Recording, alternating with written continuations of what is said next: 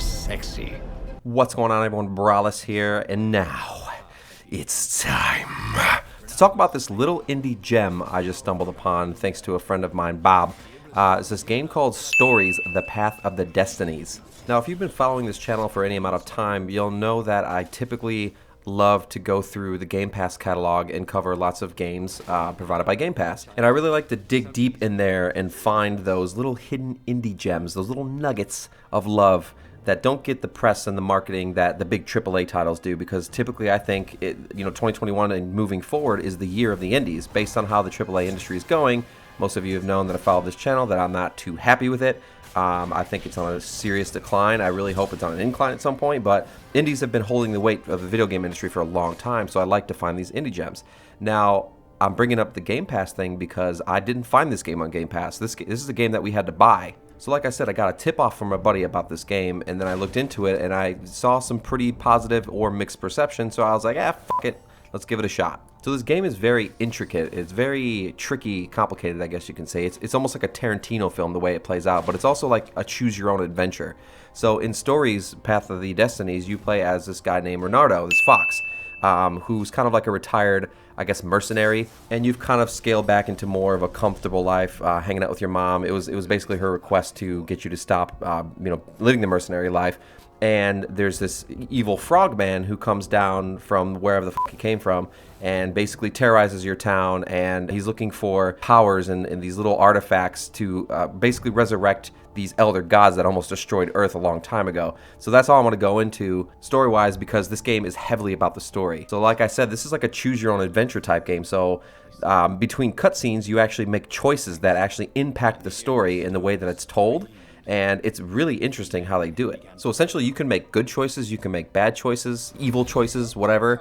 You can end up at the game over screen if you make the wrong choice. So it's really cool how they do it. And then these stories all weave together at the end for like an ultimate climax based on the choices that you made. And it was really cool. But what really drew me to the series was the simplicity, yet the addictiveness of the combat. So essentially, when you start out, you're rusty, right? Renardo is rusty. He doesn't really remember any of his abilities or how to fight that well. He can swing a sword, but that's about it. And then as you progress through the game and you open chests, you get different kinds of ores, you get different gems to essentially socket in your backpack or whatever it is that you socket it in. They give you special abilities like faster attack speed, regenerating energy upon a kill, things like that. And what you can also do is you can level up a skill tree, and in the skill tree, that's where you get your abilities and you kind of relearn old tricks. So you teach an old fox new tricks. Some of these abilities that you get also help you traverse around the world. Like, for example, the first ability you get is a grappling hook, and that allows you to grapple to certain areas you couldn't reach before in order to get treasures, and it aids you in combat. You can get dash abilities, you can slow time, so there's lots of different types of ways to do it. Now, when you enter these fighting arenas, they're all pretty basic. I mean, you fight the same maybe 5 or 6 enemy types throughout, but they kind of throw them at you in different waves and in different groups. So some enemies power other enemies. They're crows. The main enemy is the crows. So you'll have these wizard guys that power the crows and give them extra health and more damage and faster attack speed, so they're harder to counter. You fight guys that are like wizards, warlocks, that blow up the arena and they throw fireballs and stuff at you. So you get pretty crafty with your abilities as far as the grappling hook, the dashes, in order to survive, because you can't take many hits in this game before you die.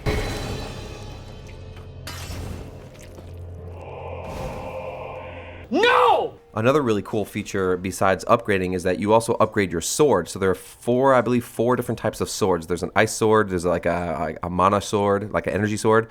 There's a green sword that does healing. And then there's I think I said ice. Did I say ice? I don't remember. There's a fire sword as well. So there's 4 swords.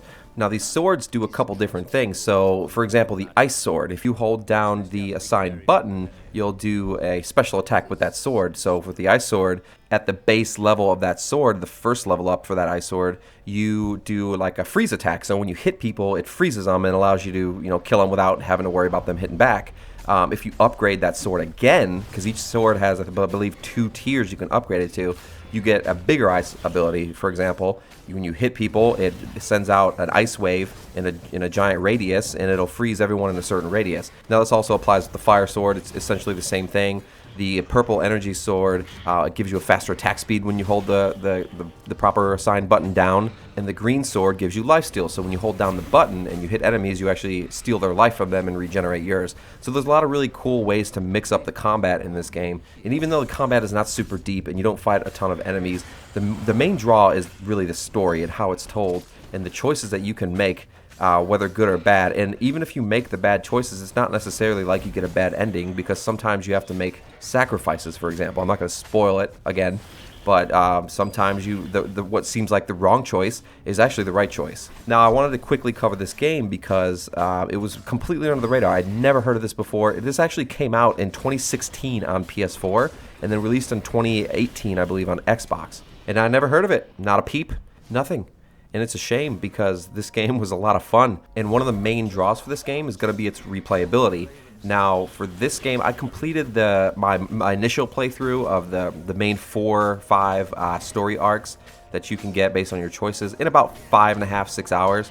But if you go through the story and you replay each chapter and you pick the opposite choice that you picked before, you could probably get a good between 15 to 18 hours of playtime, I would say, out of it, especially if you want to go through and collect all the gems, which I did, and upgrade all your swords, which I did, and just find every story choice. You can do that. There's a whole storybook that flips open at the end of each main story arc that kind of, and you'll see on the right side there's like a key, and once you fill that circle with all the different choices that you've made, it opens that door or whatever to that chapter, and then that's the final chapter. So you can go through on the left side, you see like these empty slots. You can actually play through the story and make the choices that you didn't make before, and then fill those slots so you can kind of see every different ending. So I honestly wasn't a huge fan of that. I'm typically one of the persons that's like one and done with a game. Once I beat the game, I typically don't go back and play it maybe for a couple years. And I don't like to go through and just kind of replay it just to kind of see every ending. I like the ending that I chose because those were the decisions that I would make in that scenario. So I want to kind of keep it realistic like that. And at the end of it, I was kind of already pretty done with it. I mean, like I said, the combat wasn't super deep, but the first initial playthrough is worth it. And for $14.99, I think you can get a good amount of mileage out of it, especially if you don't mind going back and playing the old chapters again. Also, the graphics and the art style in this game are excellent. I really enjoyed them. They're very simplistic, but very colorful. There's different types of worlds, different biomes that you go to that all have a different flair to them. There's light platforming elements, very, very, very light, and very light puzzle elements. For the most part, it's a very simple game. It's a very chill game.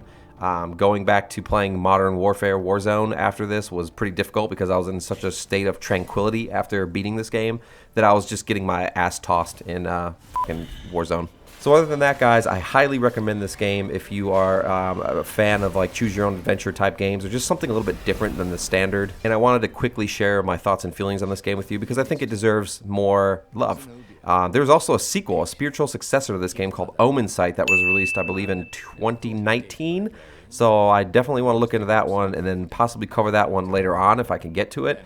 My backlog's filling up, especially with Returnal coming out and all these other games on the horizon, Resident Evil 8. It's going to be a busy one. Like I said, I'm trying to stick closer to the indie gems. Games like Narita Boy and games like this, they remind me of why I became a gamer in the first place. It's for those unique stories, the way they tell the story, the unique different art styles, the different types of scenarios in combat. It's just really cool rather than playing like another Gears of War or Outriders or Destiny, The Division, games that just borrow mechanics from each other and all generally play the same.